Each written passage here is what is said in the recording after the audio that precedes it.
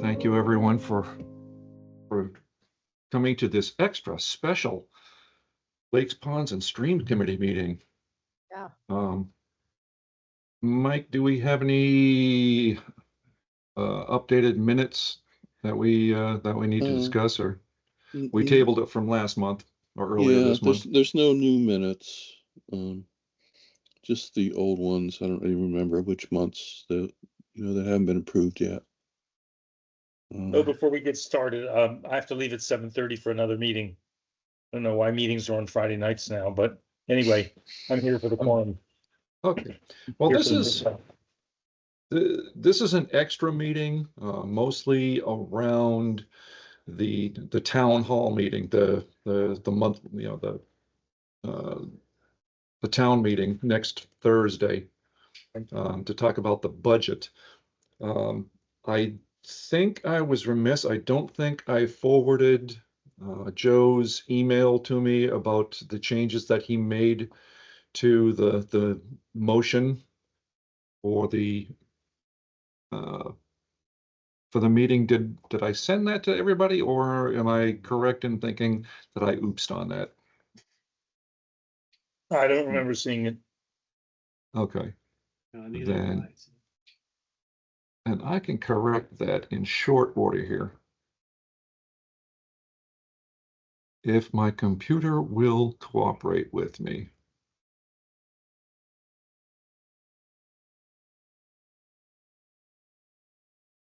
But anyways, I had a meeting with the finance committee back, geez, I don't even remember when that was. It was a couple of weeks ago. And not knowing what I was going to walk into with the FinCom, they were actually quite open to, at least to my impression, they were quite open to our ask for funding for FY26. They had no idea what we were using the money for. And I gave them the thumbnail sketch that we got some money for FY25 through community preservation. And we were able to use that to do testing in one pond for one season. And then I kind of circled back to the mission statement that the committee has, and talked about, we're tasked with looking at all the bodies of water in the town of Upton and making recommendations. But how can we make recommendations if we don't know what's in the water? So when they looked at a little bit of the language of the motion that I had submitted, and they recommended a couple of other changes. One thing that they changed was that they said that I had put in verbiage in there, hello, for, was that you, Mike?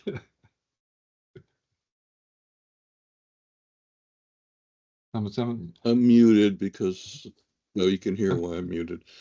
Yeah. How's the size of the text? I can read it just fine.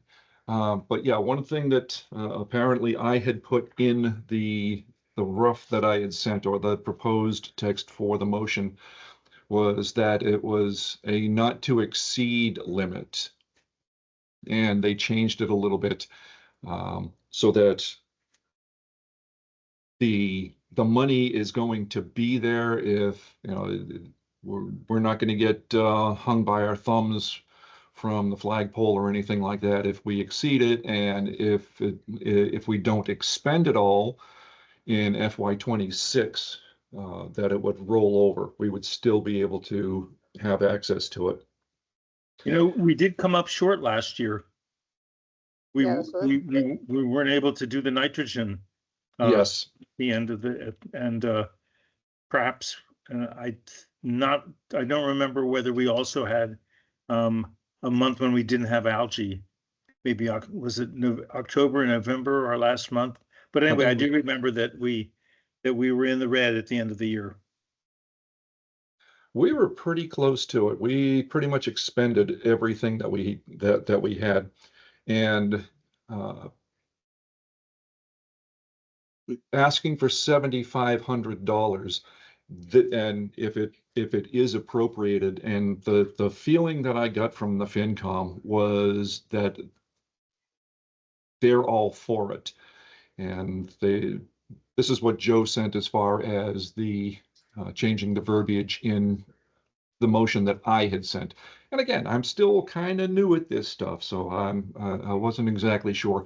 One thing that they didn't change in the motion article was I kind of made it a rolling appropriation so that it would, but listening to Joe and the other members of the Finance Committee, the warrant article is really not the way to establish that as an annual appropriation. So I'm gonna have to work on that so that we don't have to go back with a warrant article every year asking for money. Well, so we have to ask for money every year. The question is whether or not it's embedded in the budget or it's a separate warrant article. Right. Okay. So I'm not sure I understand the language in the the most recent warrant that I looked at, but as long as we get approval for fiscal year 26, I'm good. And that to me, that's the key is getting the motion approved for FY26. Because if we don't get any monies appropriated, we can't do any testing, so we lose another year. We'll be able to do dissolved oxygen and temperature and pH. But as far as finding out what's in the water, the phosphorus, the nitrogen, I don't know, everything else, it would really put a crimp on our style as far as being able to make, recommendations on here's how healthy the water in Pratt is this year, and recommendations to the Board of Health and Parks and Recreation and things along those lines. That's where knowing some of these things is going to come in handy, and that's a rather ham-handed segue into my next question. Is last year we did biologics, we did algals, and we did chlorophyll, but we really didn't do any water chemistry, from what I can understand. No, we don't. That was a result of a very slow response by the town manager's office to sign up the contract with the company Phoenix in Connecticut that was going to do nitrogen, phosphorus, et cetera. And by the time that paperwork got done and we had a contract with them, it was already maybe the end of July or August. Yeah. After my second trip into the town hall to say, have you done this yet? So that's why and then by the time that was signed, we were out of money to assay it. Yeah. So that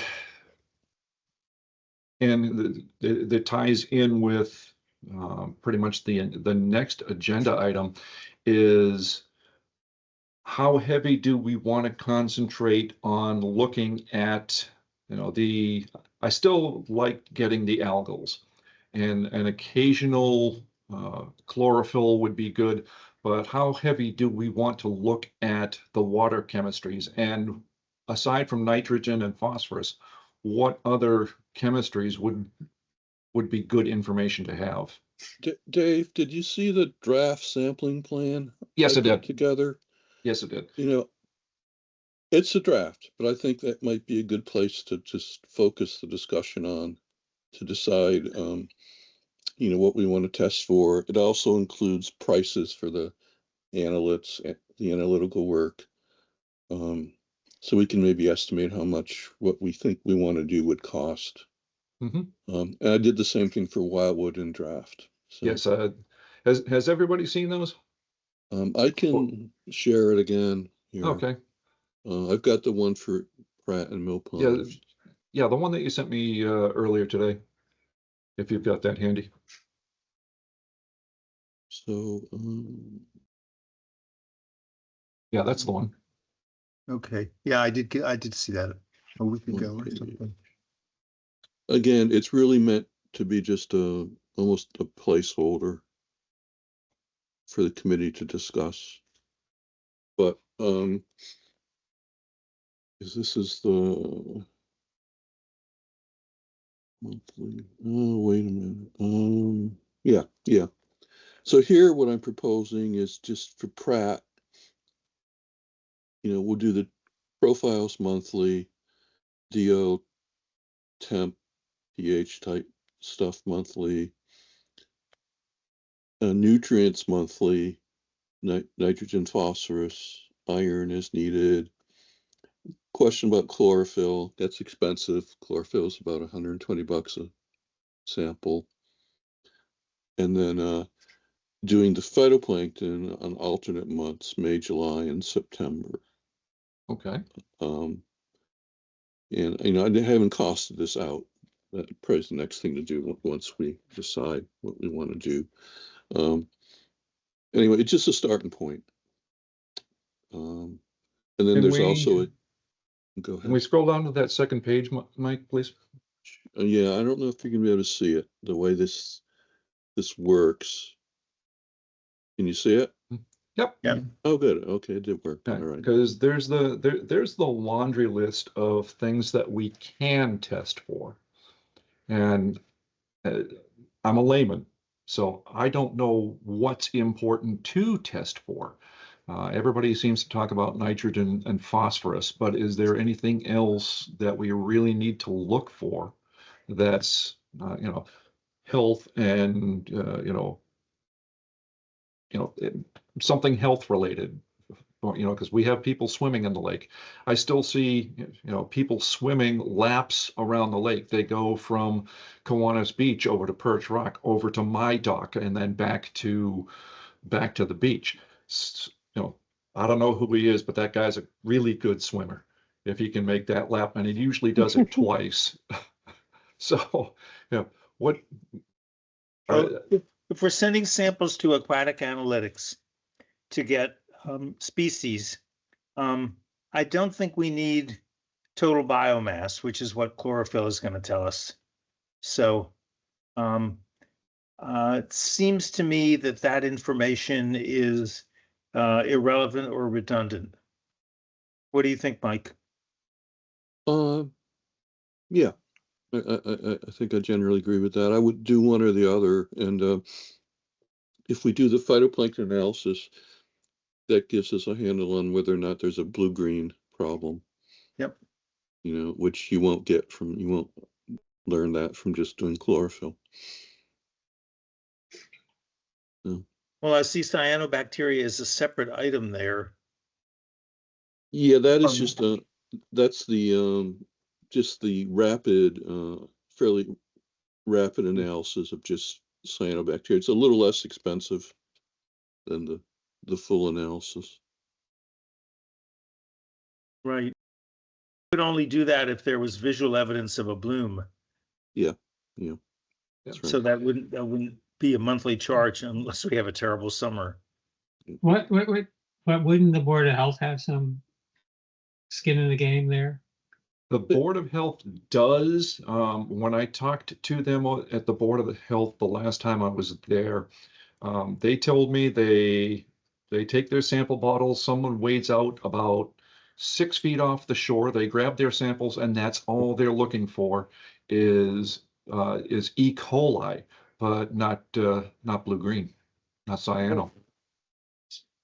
But if somebody, no, okay, so that's interesting. Okay, so they don't routinely test for it.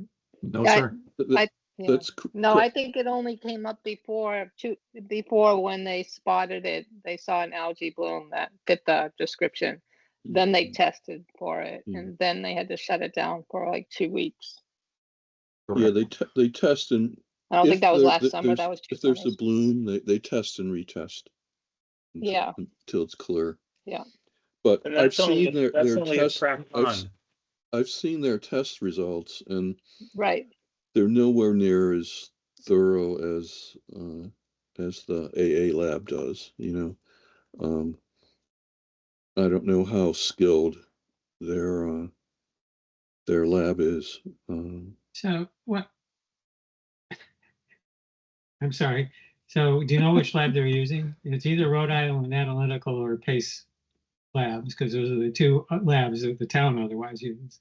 No, it's a third lab that's the I'll have to find an example. It's another contractor who looks at the algae and the algal sample and tells you what the density is, or All right. it is a different lab. I'm not sure if it's the same one that goes to the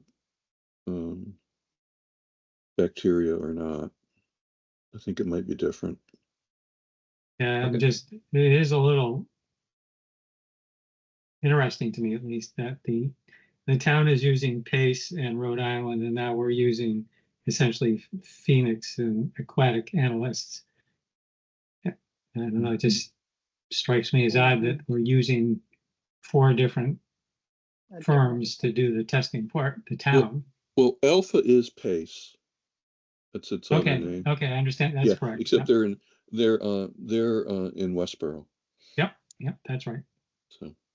So one question that I have, talking about the cyanobacteria, we had several species of blue-green showing up in our algal samples last year. Is cyanobacteria, like the total mass of the blue-greens, or is it a standalone species of blue-green algae? Well, there's many different blue-green or cyanobacteria species, and I think we might have had species last year, but Correct. the ones that were basically had the largest component were Oscillatoria and another filamentous one, which probably were forming a mat on the bottom of the pond. Yep. And then since the pond's stratified, there's not much risk of exposure to receptors like humans, because there's that lack of mixing. One thing if you want to really dig into this a little deeper, it's possible to analyze for the cyanobacteria toxins in the water.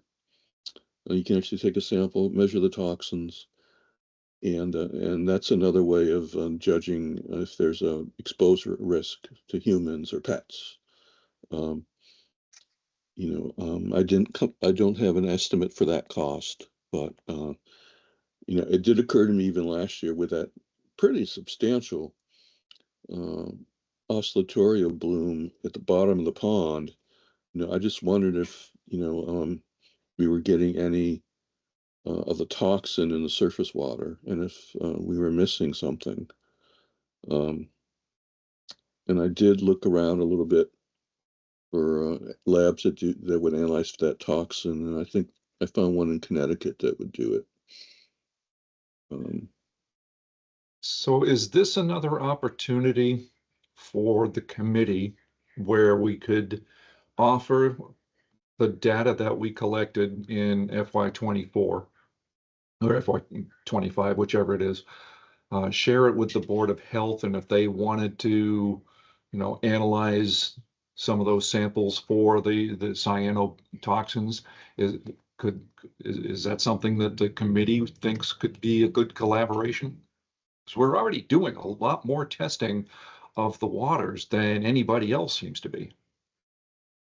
And because Pratt is so heavily used, I think we could have some real benefit to the town by offering that data to the Board of Health.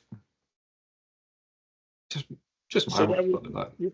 that would be a contingent, right? It's in the case where there's visual evidence of cyanobacteria bloom, and that's not when it's down at the bottom, it's when it's floating on the surface. Cool. And as in Wildwood last year, it was very obvious. In that case, are you suggesting that we then approach the Board of Health and say there's evidence that something nasty could be going on here? We can get an assay of the toxins that would be helpful in doing management for the health of the community.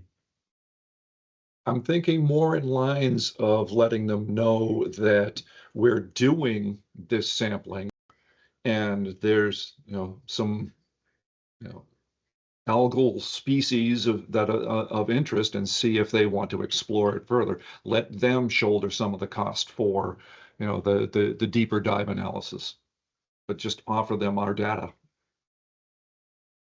I kind of like what Gary's saying, though, if we have the blooms, the cyanobacteria blooms, which there's probably a good chance we are going to have it, especially if there's a lot of heavy stormwater that might stir up the bottom, that getting the Board of Health involved there and finding out how toxic it is, because it's just, for me, it seems like there's a pretty heavy assumption out there in the public that, oh, if you have cyanobacteria, you need to shut that area down Yeah. because it's toxic versus it's likely to be toxic, right? There's two different, I mean, it would be good to be able to say that it is toxic. I don't know, that's the way I'm thinking. Well, if assuming next year is, or this coming season is similar to last year, we had from our phytoplankton samples evidence of a really pretty substantial cyanobacteria blue-green bloom at the bottom. Mhm. I'd suggest just to, and I suspect probably, the fact that the pond is stratified, any toxins that are being released by those algae, which they do as they die, they will release the toxins, are probably staying in that. Okay. But we don't know that for sure. So what I would suggest is if we see evidence of another, significant bloom at the bottom, that we actually do maybe analyze a sample of the surface water near the beach, say, for the cyanobacteria toxins, just to kind of give us one more data, one more look at what's going on. And I suspect the levels will be low and there won't be there won't be a problem. But I think, and I kind of suggest we this committee shoulder it with our budget rather than getting the Board of Health too much involved, because they don't have a lot of technical expertise. Neither do I. Well, no, we have. No, but that sounds great. I think it totally makes sense. So, we Yes. take the lead on that. I like that approach also. So I can Dave, try to I get. also like your idea of approaching them and saying that in the future this may happen, and we want to keep you informed of what the results are because it's important for the community health. And Yeah. these are expensive assays. So in the future, we might think about you're shouldering some of the cost. And that's exactly where I was going also, yes. Mhm. That was my thinking. Thank you, Gary. Just repeating what you had said. Yeah. So that when you do show up hat in hand, they're not completely stunned. Well, and I've got data to back it up. So, but back to the laundry list of things that we can sample for. Are there any, any that jump out and say we must test for these? Just from a knowledge standpoint. Besides the nitrogen and phosphorus, I think those are two huge ones. And the iron. Mhm. I don't think of any because it's not like where the pond is in some industrial site that we're trying to worry about like heavy metals or anything like that. Um, I think we're pretty good. I mean, in the winter time, it probably be good to know how much salt is actually entering just from runoff. But The I don't know, but we get that from the conductivity, right? exactly. I was just gonna say that. Thank you. Yeah, that's why we added suggesting add pH and conductivity. Mhm. The conductivity will tell us a little bit about salts and things like that, and the pH Mhm. will tell us something about if there was eventually to be a plan to remediate the phosphorus. Um, what Mhm. the alternatives that you would use would depend somewhat on the pH of the water. So it'd be good to know the pH. Yeah. Have a better handle on pH. Now, that leads me to a question that popped into my mind is if we're looking at phosphorus, where wouldn't that change where we would sample? Um, Go ahead, Gary. Night all. Oh, Sorry. good night, sir. Thank you for joining. So you can, Thank Okay. Good luck next Thursday. Thank you, sir. thank you. So back to the question, would looking at the phosphorus levels, would we want to change where we pull samples from? Some of the what is now site P3, where the stream runs in under 140 and feeds in to the east of um, to the east of my house here, um, and where Charlie Peterson's house is, and there's a beaver lodge up there, and maybe some of the stormwater inlets where that runoff comes in from the streets. Would we want to look in those places, or is the generic spots that we're testing now adequate? Well, I would definitely want to do P1 because we've got 2 years of data there, and it's the deep spot. And um, I mean, it certainly wouldn't hurt to have data from another 1 or 2 locations. I think the stormwater is going to be tricky because we want to. I think we should try to keep sampling roughly the middle of the month, roughly. Mhm. Just keep that constant, and who knows when it's going to rain. I mean, you could. The problem with Pratt, and Bill, correct me if I'm wrong, but I think one of the main stormwater um, discharges in Pratt actually occurs underwater. The culvert is actually underwater, I think. I'd have to go back Yes. to our It's, data to confirm that one way or another.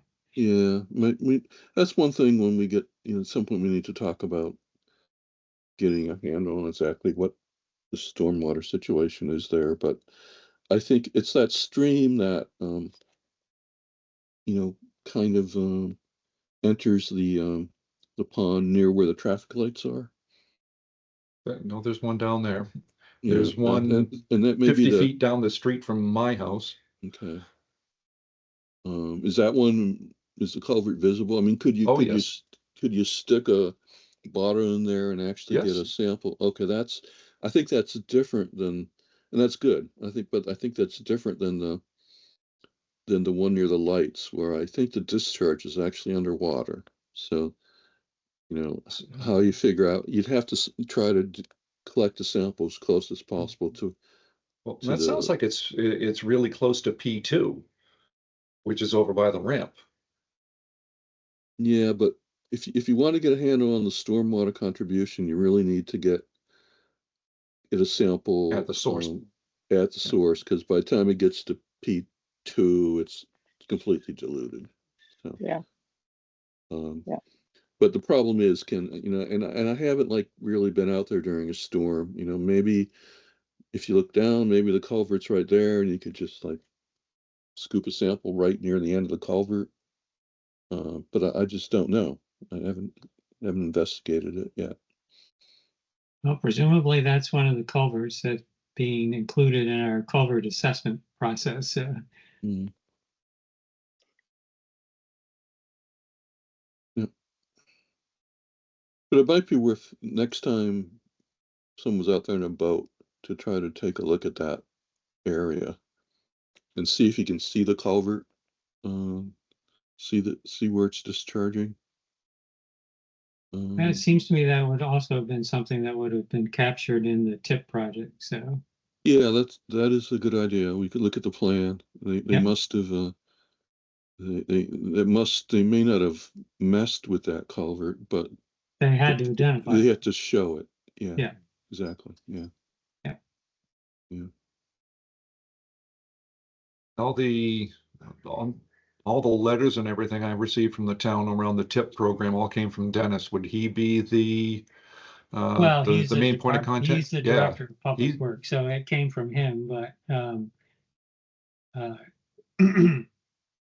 the state managed that project, and so he was telling you things about the project on behalf That of the state. The state that was telling what the state was telling him, correct? Yeah. So in any case, but nonetheless, there will be plans that the state created. And and now that I'm thinking about this, I have no doubt they would have identified all of the culverts and outlets associated with that stretch of road.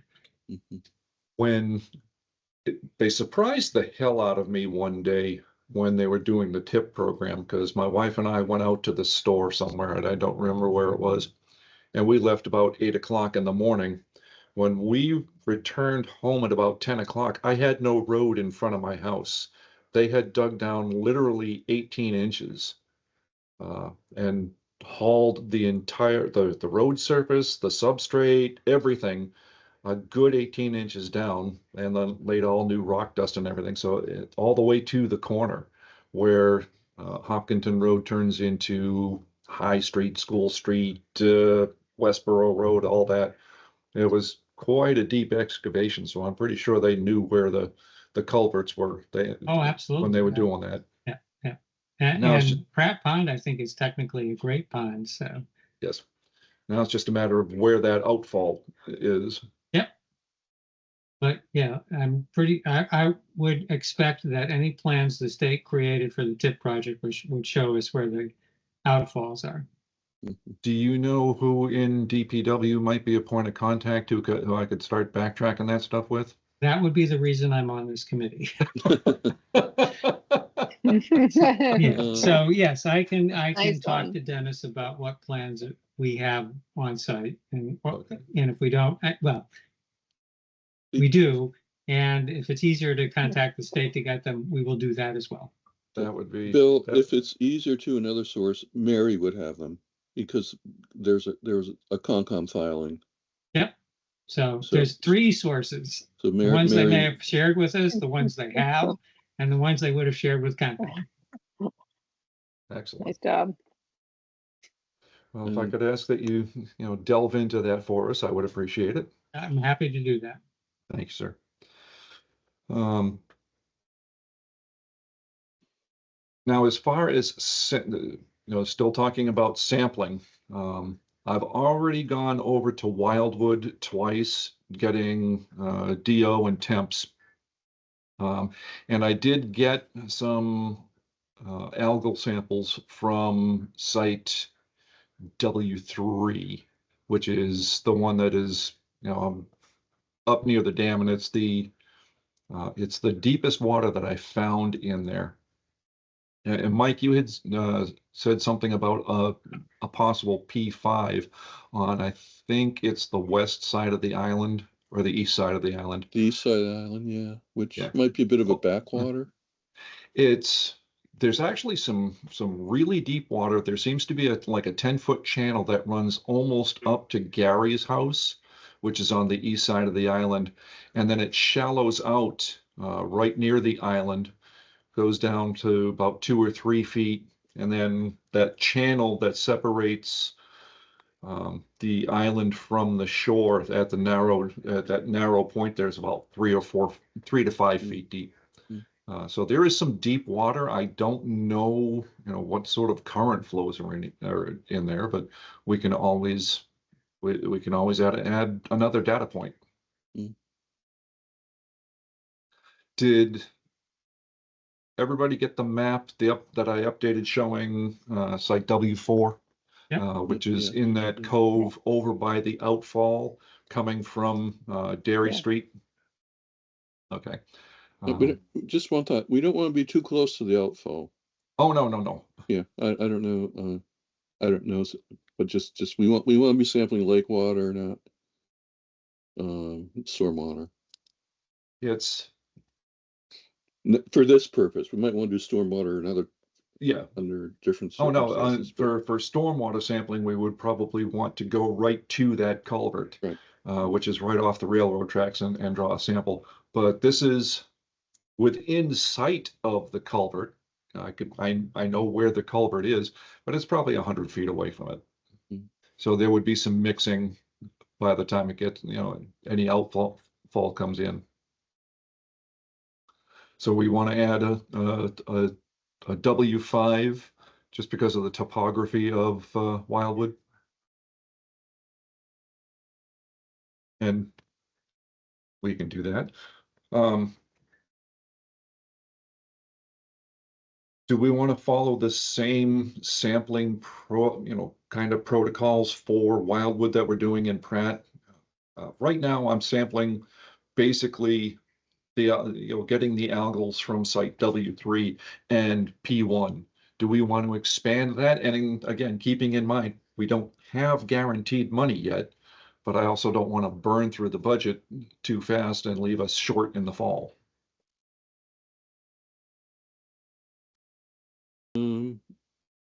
I would like, well, think about maybe W2, which is the one, it's upstream of the island, right? Correct. W2. Yeah, it's directly opposite of the town right away. And it's a deep water site. It's Right. 8 feet. Yeah. I'm a little concerned about W3 being so close to the dam and kind of being, you might have a flow going through there. It might be a little bit less representative than something like W2. But I don't know. What is maybe take a look at your DO and temperature data, and that might inform which area might be more representative of the Okay. entire pond. Like P1 is fairly representative of the entire It's the pond. middle of the pond, yeah. I'm pretty comfortable with that one. Maybe we don't know enough about Wildwood yet to pick one. No. For sure. But W2, initially anyway, would be my, the one I would think of as might be the most representative. But that's okay. just initially. I'm in So, the process Are right. you thinking W2 and W4 then? Is that what the thought is right now to start with? I like the idea of spreading it out a bit to get the pond. Or W1's way up there. Well, it depends how much we want to, how much we want to spend with this warrant article. Hopefully we'll get the money. But I would, I would do W2 in another site, and possibly W3, but or 4. Not one. Yeah, not one. W4. Yeah, W4 or W3. I don't know. W4 just seems representative of like Lake Wildwood when you've got the park there and Yeah. you've got the houses there, and I don't know. When you think of Lake Wildwood, you kind of think of those areas. Well, W4 actually seems to have a backwater flow to it. Because, and Wildwood is a riverine impoundment. So there's always going to be some current flowing through there. But I don't know, I don't know how strong the current is. I'm currently in the process of inputting the data that I collected this week, and as soon as I get that done, I'll send it out and we can beat it up in May's meeting and maybe come to a decision of where we want to look.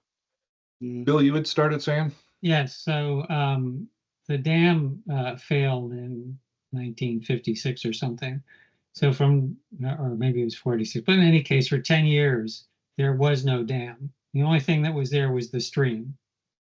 And there was aerial imagery that shows you exactly where the stream is, or the river, or whatever you want to call it. And I was just wondering whether or not that would be helpful in trying to determine, knowing where that was would be helpful in determining where to sample.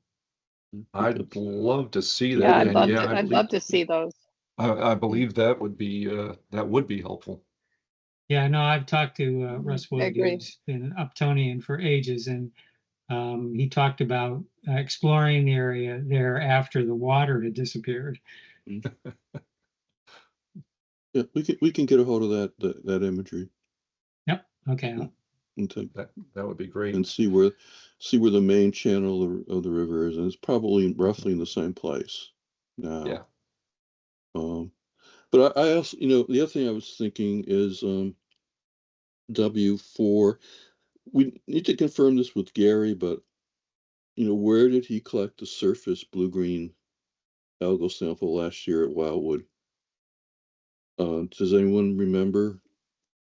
No, I but don't. that's a Nope. good point. We should ask him. I kind of have a Yeah, feeling I it don't might know have if been he told us it might have where. been near the boat ramp there. But For some reason, Oh. I think he did say he saw it down by Wildwood Park. And I believe that's where he collected it. yeah, I'm not sure, but we got to confirm that. And if that's the case, that might be another reason to Yeah. have a sample location at W4. I'll reach out and ask him. And while we're on the subject of Wildwood, I had an interesting interaction with one of the residents there Wednesday afternoon. Wanted to know why I was putting the boat in at the town right-of-way. He was adamant that it is not a right-of-way, that it was private property. And I was kind of just as adamant that it is the town right-of-way and I could put in there. You were and putting in at Wildwood Park. No, sir. Oh, where were you? No. I was putting in off of Wildwood Ave. Oh, okay. I don't know about that. Sally, is that where your I was told Touchstone when, yeah, property we don't, is? well, we are on that Wildwood Ave, and when we acquired that, we were told that that entire Wildwood Ave is an access drive. And I think we were given the data that that boat ramp is also access, town access, public access. But I'd be interested. I think I might have lost. Did we just lose? No, David? I'm still. Oh yeah. Okay. I'm in a thunderstorm here right now, so I might lose Oh. you. But I'm just wondering who the person is. So as I have talked, and Gary probably knows the person too, because we've lost Gary, so we can find out who it is. There are a couple new owners down in that area that might be getting picky. Yeah, he's an older guy. I believe the address of the house he's at is 3 Wildwood. Okay. And from what I was able to gather, the last time that house was sold was like 1992. So if it's the same guy who's been there since 92, it's been a long time. But one of Yeah. one of the Was he things down that, around the bend, all the way Yes. down around the bend? yeah, the very Okay. last house. Yeah, he rents that house actually. He's a retired middle school teacher, I think. I run into, I can't remember his name off the top of my head, but I do run into him, so. Well, the very first yeah. question he asked me was I with the school? We become friendly with him, but he's a very curious person. So I'd be interested in finding out directly. I'm pretty sure that I was informed pretty directly by the town because we wanted to find out whether they would plow the street, for example, Well, Wildwood Wildwood Ave, is and they said definitely a it is town next. road. Yeah, but Wildwood Ave is that small one that veers off to the That's- right. Yeah, that unimproved road off to the right there off of Wildwood Ave. Which That goes may not be a directly town into, road. it's not a town road, but it's a town, it has whatever you call it, access. And it goes right into the lake. It just feeds directly into the lake. Yes. And we were told pretty clearly that that was town access. I mean, that And- was public Yeah, I access. can certainly work with the assessor to find confirm out. that. And Yeah. one of the things that I got from the state Fish and Game folks was from like one of the samples they did in Wildwood in like 1934 or something like that, talked about the right of way on Wildwood Ave. So it's been it's been a known access for many years now. I'd have to go start searching for that. But he was not happy with me putting in there. And while I was out collecting water temperature and DO and stuff like that, he came and he put the chain back across the two stanchions with a Seriously? pipe clamp. Yes, seriously. Oh, I thought it was yeah. I thought it was rather petty, but I also found it was humorous because the very first time I put in there, it had no issues. But putting the Mm. boat back in the back of the pickup truck by myself was a bit of a load. So my plan this time anyways was to haul it all the way up to the top of the hill and load it there, which was much, much easier. So yeah, he may have put the chain across the two stanchions, but it didn't do any good because that was my plan all along as far as once I got back. But I don't want to upset the locals too much and start some. There is a new owner there. The White House on the left has a new owner, and the other house has. So there are some changes of ownership, and I think he rents. So who knows? Maybe they're trying to bump him out. I don't really know what's happening. He must be in a not happy So mood. there's stanchions and a chain. Yes. And do we have any idea who manages or controls those? That's a good question because there's private properties signs on either side of that ramp.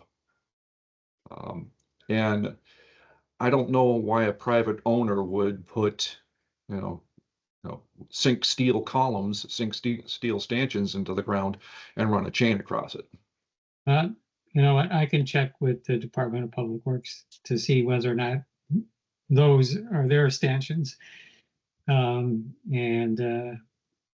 because otherwise, the only party that would be able to do that would be the party that actually owns the property that's. Yeah, but if it's a town right away, so that I think that's the big We'd question have to finding understand out. the terms of the easement or right of way. Yes, Yeah. but I figured, hey, I'm on a town committee. I'm doing work for the committee, and I wasn't hurting anything. I didn't have any fishing gear with me, so it wasn't like he could accuse me of putting in there to go fishing. Yeah, no, you should have just just- told them just we're be- checking the water to be sure it's safe for you. He didn't really want to hear it. He Just didn't be, want me putting it in there.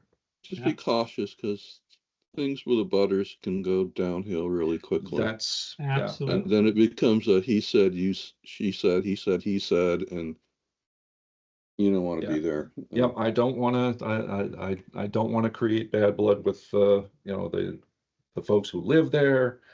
But at the same time, I'd like to be able to get in and do what we want.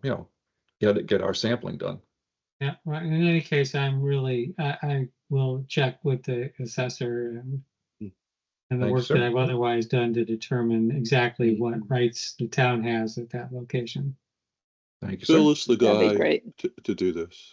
He's got phenomenal research skills when it comes, sorry, I don't embarrass you, Bill, but if there's any easement, real estate question, Bill's the guy.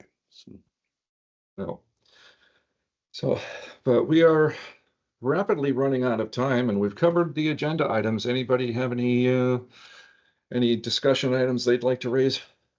So I'm just wondering, you are going to read the motion at town meeting? Yes, sir.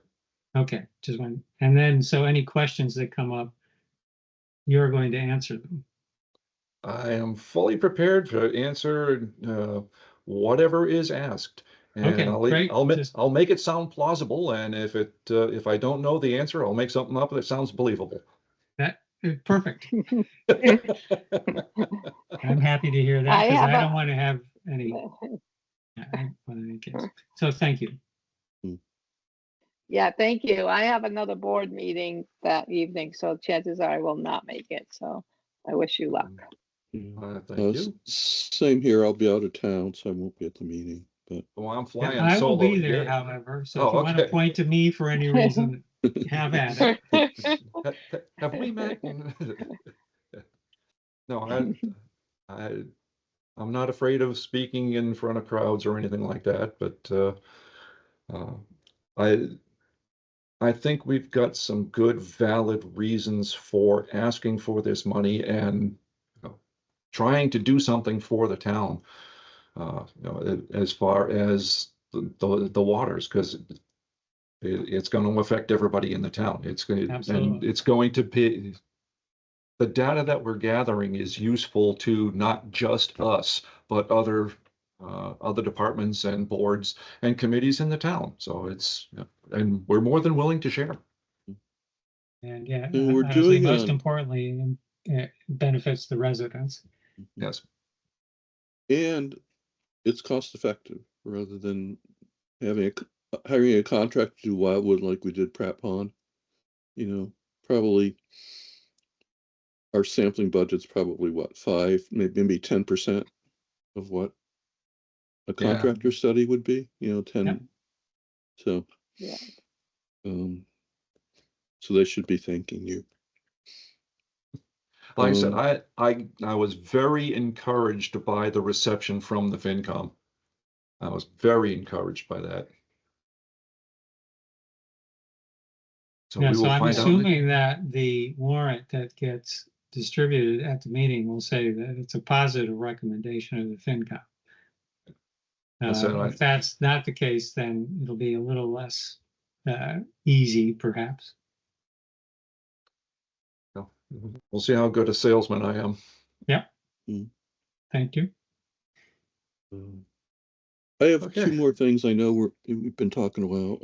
One is the angler survey. I was wondering if I could put that on the town webpage and leave some copies at Fin and Feather for people to fill out if they want to. I've interviewed so far about 5 people that at the pond, at Pratt Pond, and when I drive by there, I have some copies of the form with me, and if I see a new victim, I try to go over there and get them.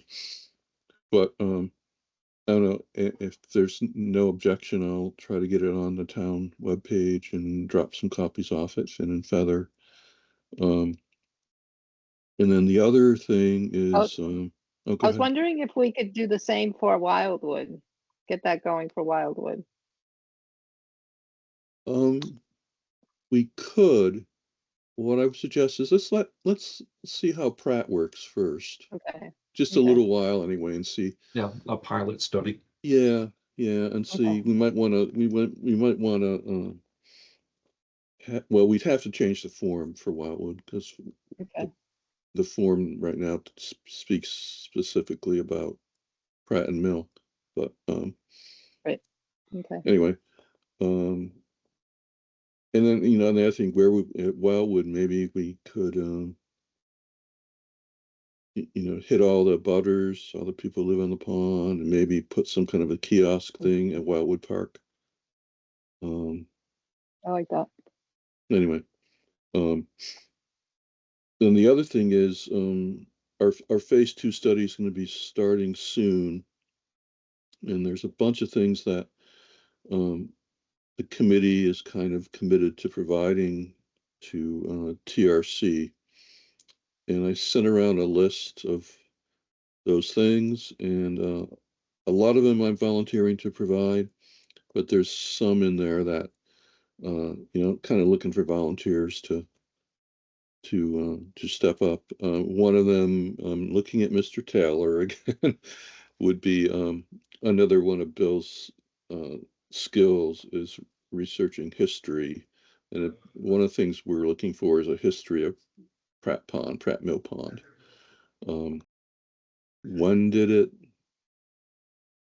you know, become a public resource? You know, when was the first dam built? When was the latest dam built? That kind of thing.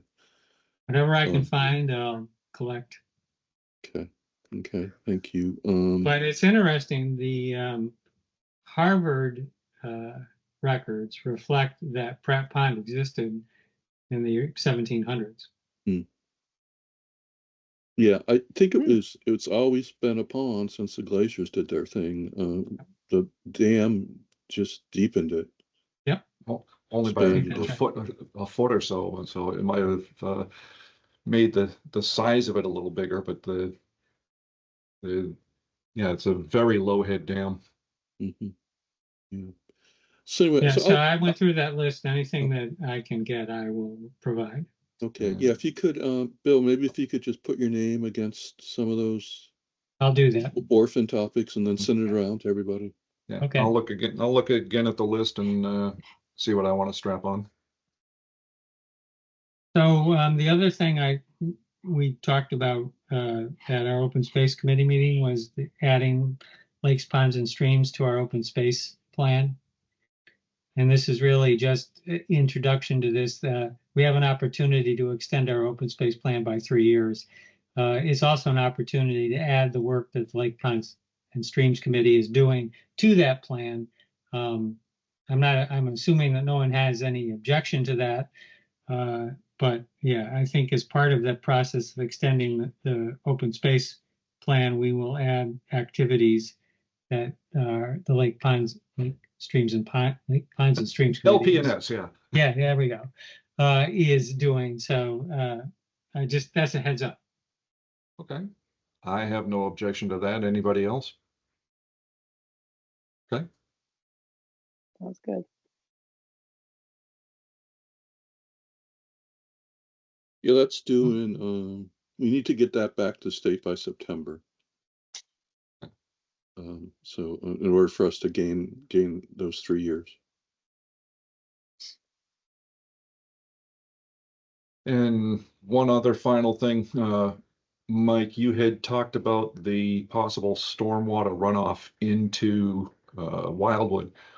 And I scoped out that western shoreline from the boat when I was out there on Wednesday. The only possible thing close by the DPW garage is right on the backside of the dam.